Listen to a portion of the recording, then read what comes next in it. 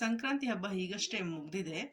ನೋಡ್ತಾ ಇದ್ರೆ ಈ ಜಗತ್ತನ್ನ ಬೆಳಗುವಂತ ಸೂರ್ಯನೇ ತನ್ನ ದಿಕ್ಕನ್ನ ಬದಲಾಯಿಸ್ಬಿಟ್ಟು ನಡೀತಾನೆ. ಆದ್ರೆ ನಾವು ತುಂಬಾ ಸ್ಟಿಕ್ ಆನ್ ಆಗ್ಬಿಡ್ತೀವಿ ಸಣ್ಣ ಸಣ್ಣ ವಿಚಾರಗಳಿಗೆ. ಒಂದು ಪ್ರೀತಿ ಅಂತನೋ ಇಲ್ಲ ಇನ್ನೇನೋ ಒಂದು ಆ, ಮರೆಯಕ್ಕಾಗದೇ ಇಲ್ಲ ಒಬ್ರನ್ನ, ಅಥವಾ ಒಂದು ಏನೋ ನಮ್ಗೆ ಸಿಗ್ಲಿಲ್ಲ, ತುಂಬಾ ದುಃಖ ಆಗೋಗಿದೆ, ನನ್ನನ್ನ ಯಾರು ಕೇಳಲ್ಲ, ನನ್ಗೆ ಯಾರು ಇಲ್ಲ, ಅನಾಥ ಪ್ರಜ್ಞೆಗಳನ್ನ ಬೆಳೆಸ್ಕೊಳ್ತಾ ಹೋಗ್ತೀವಿ. ಈ ಭಾವನೆಗಳೇನಿದಾವೆ, ನಕಾರಾತ್ಮಕ ಭಾವನೆಗಳನ್ನ, ಅದನ್ನ ಆಗ್ಲೇ ನಾವು ತೊಡೆದಾಕ್ಲಿಕ್ಕೆ ಪ್ರಯತ್ನ ಮಾಡ್ಬೇಕು.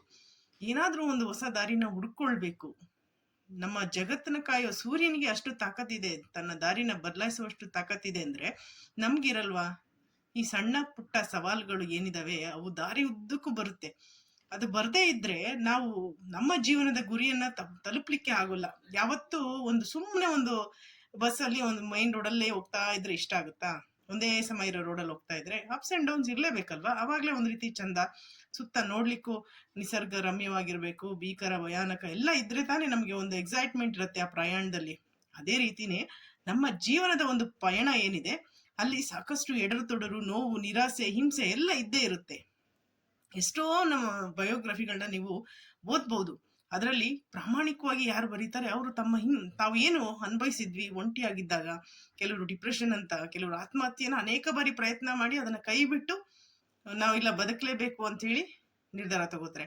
ಕೈಕಾಲೆಲ್ಲ ಚೆನ್ನಾಗಿದ್ದಾಗ ಹೋಗಿ ಹೋಗಿ ಆತ್ಮಹತ್ಯೆ ಮಾಡ್ಕೊಳಕ್ ಹೋಗಿ ಕೈಕಾಲನ್ನ ಕಳ್ಕೊಂಡು ಕೊನೆಗಿಲ್ಲ ನಾನು ಬದುಕಬೇಕು ಅಂತ ಹೇಳಿ ಅಂತವ್ರು ಎಷ್ಟೋ ನಮ್ಮ ನಡುವೆ ಇದ್ದಾರೆ.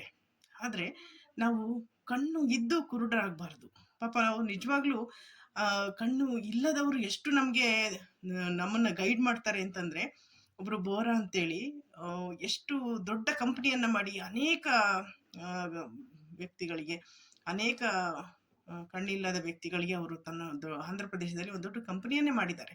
ನಾವೆಲ್ಲ ಇದ್ದು ಅಂದ್ರೆ ಆತ್ಮವಿಶ್ವಾಸದ ಕೊರತೆಯಿಂದ ನಾವು ಏನ್ ಕಷ್ಟಪಡ್ಲಿಕ್ಕೆ ಅಥವಾ ಒಂದು ಹಿಂಸೆಯನ್ನ ಪಡ್ಕೊಂಡು ನಮಗ್ ನಾವೇ ಈಗ ಈ ಒಂದು ಹುಟ್ಟಿಸಿರೋರು ಯಾರು, ಈ ಜಗತ್ತಿಗೆ ನಮ್ಮನ್ನ ಕರೆತಂದಿರೋರು ಯಾರು, ಅವ್ರನ್ನ ಮರ್ತೇ ಬಿಡ್ತೀವಿ.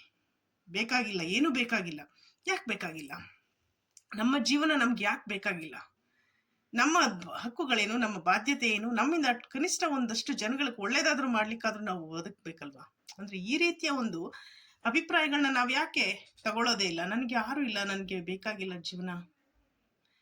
ನಾನು ಮೊನ್ನೆ ಒಂದು ರಸ್ತೆಯಲ್ಲಿ ಹೋಗ್ತಾ ಇದ್ದೆ. ಆ ರಸ್ತೆಯಲ್ಲಿ ಹೋಗುವಾಗ ನನ್ನ ಮಗಳು ಶಾಲೆ ಲೇಟ್ ಆಗಿತ್ತು. ಆ ಒಂದು ದಾರಿಗೆ, ನಾನು ಹೋಗೋ ದಾರಿಗೆ ಒಂದು ಚಿಕ್ಕ ನಾಯಿ ಮರಿ ಬಂತು. ಅದ್ರ ಹಿಂದೆನೆ ಅದ್ರ ತಾಯಿ ಬಂದ್ಬಿಟ್ಟು ಜೋರಾಗಿ ಬೊಗಳಕ್ ಶುರು ಮಾಡ್ತು. It is ready to attack on me. ನನ್ನ ಮಗಳಿಗೆ ಭಯ ಆಯ್ತು. ಅಮ್ಮ ನಾನೇನು ಮಾಡಲ್ಲ, ನಾವೇನು ಮಾಡಲ್ಲ ಅಂದ್ರು ಯಾಕಷ್ಟು ನಮ್ಮನ್ನ ಕಚ್ಚಕ್ ನೋಡ್ತಾ ಇದೆ ದೊಡ್ಡ ನಾಯಿ ಅಂತ ಹೇಳಿದ್ಲು. ಅದು ತನ್ನ ಮಾತೃತ್ವವನ್ನ ಇಟ್ಕೊಂಡು ನಮ್ಮನ್ನ, ನೀವು ನನ್ನ ಮಗು ಮೇಲೆ ಏನಾದ್ರೂ ಆಕ್ರಮಣ ಮಾಡ್ತೀರಾ ಅಂತ ನಮ್ಮನ್ನ ತಡೆಯಕ್ ನೋಡ್ತಾ ಇದೆ ಆ ಒಂದು ತಾಯಿ, ನಾಯಿ ಮರಿ ತಾಯಿ. ಅಂದ್ರೆ ಮಾನವ ಜನ್ಮ ದೊಡ್ಡದು. ನಾವೇನ್ ಮಾಡ್ತಾ ಇದ್ದೀವಿ? ನಾವು ಪ್ರಶ್ನೆ ಮಾಡ್ಕೊಳ್ಬೇಕು. ಒಂದು ನಾಯಿ ಮರಿ ತನ್ನ ಎಳೆ ಮಗು ರಸ್ತೆಗೆ ಹೋಗಿದೆ, ಅದು ಬುದ್ಧಿ ಇಲ್ಲದೆ ಹೋಗಿದೆ. ಆದ್ರೆ ನಾವು ಅದನ್ನ ಏನಾದ್ರೂ ಹಿಂಸೆ ಮಾಡ್ತೀವಿ ಅಂತ ನಮ್ಮನ್ನ ಕೊಲ್ಲೋಕೆ ಅಥವಾ ಅಟ್ಯಾಕ್ ಮಾಡಿ ನಮ್ಮನ್ನ ಎದುರಿಸೋಕೆ ರೆಡಿ ಆಗುತ್ತೆ ಅಂತಂದ್ರೆ, ನಾವು ಮನುಷ್ಯರಾಗಿ ನಾವೇನ್ ಮಾಡ್ತಾ ಇದೀವಿ?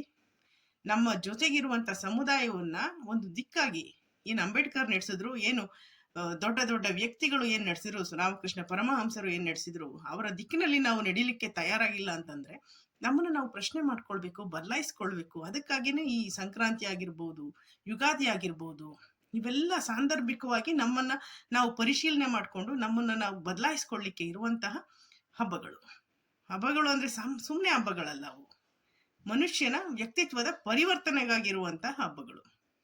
ಸ್ನೇಹಿತರೆ, ನಾನು ಲೇಖಕಿ ನಳಿನಾಡಿ.